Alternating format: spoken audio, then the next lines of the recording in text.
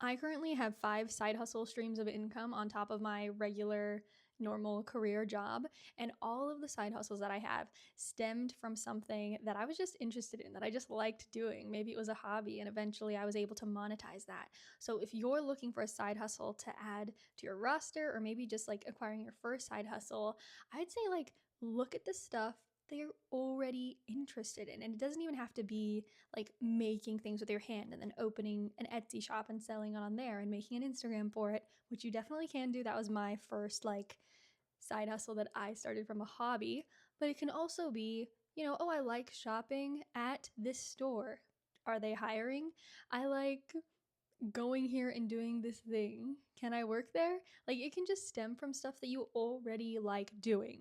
The only thing that I would warn against is the food industry. If you really like eating at a certain place, it's not always the best idea to work there. I know a few people who did that and then the food was kind of ruined for them. But I'll talk you through what I've got going on and which ones I used to do and don't do anymore. So the first one that I have is just my classic Etsy.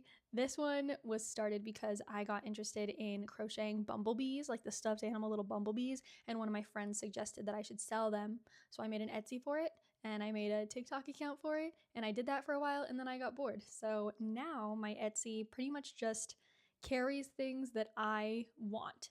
For example, this sweatshirt, it's in my Etsy and it's in there because I wanted it. So what I did was I went into Canva, designed some stuff, then I went to Printify, put it on some stuff, and then I connected Printify to my Etsy, and now everything in my Etsy comes from Printify. The next thing on my list is budget templates. So I love budgeting and personal finance and just money management in general. And a while ago, I made my own budget template for myself in Google Sheets just so that I could see something in the way that my brain worked. And a couple of people wanted them, so I started selling them.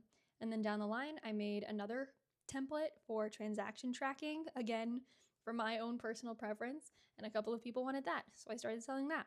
One of my bigger streams of income does actually come from content creation, and I think it took me about 6 to 8 months to be able to enter the creator fund, and then it wasn't until several months later that I was actually earning, I want to say like more than $100 at a time, which is just exciting to get that paycheck in the beginning, but it's definitely grown since then. So if you've thought about posting on TikTok or any social media platform for that matter, just do it. I know a lot of people say it and it's completely true. Just give it a try. You don't have to do what everybody else is doing. You can do what you think is in your little wheelhouse. Like however much effort you want to put in, that's how much effort you can put in. And try and enter it without any expectation, because otherwise it can really take a toll on your mental health. Content creation does funnel into a couple of other things for me. So like I do have affiliate links for different tools that I use. The main three being Cube Money. That's a digital cash envelopes app. It's what I talk about a bunch because it's what I use for my day-to-day spending and just like general money tracking. Then I've got Kits Eye Care, which are my glasses frames. So Kits, they send me glasses from time to time, and I do have a discount code for them, which doubles as an affiliate link. It's Rebecca, by the way, so for 20% off. And then the last affiliate link that I think is still in effect right now is for Ally Bank.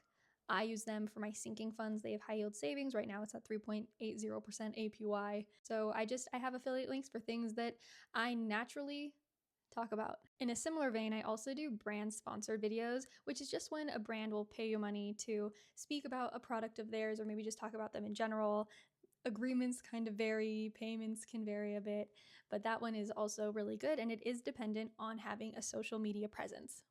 I think that's mainly all of them. I did actually start a podcast with my best friend. It's called Life in Quarters, and I think eventually that one will become an additional stream of income. But for right now, it's just another passion project. So again, we're starting with a passion project slash hobby slash something fun to do that could potentially be monetized.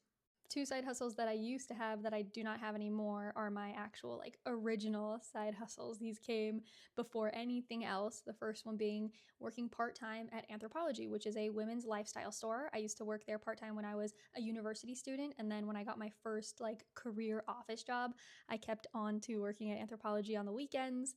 And then I was a baton twirling coach at Arizona State University because I used to be a feature baton twirler at ASU. And then once I graduated, they asked me if I wanted to come back.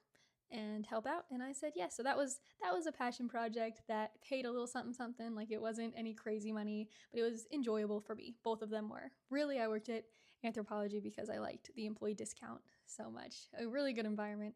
I think that wraps up all of my personal side hustles that I've done and no longer do. Let me know if you have any questions, and all of the relevant links of everything that I've mentioned is in my Stan store.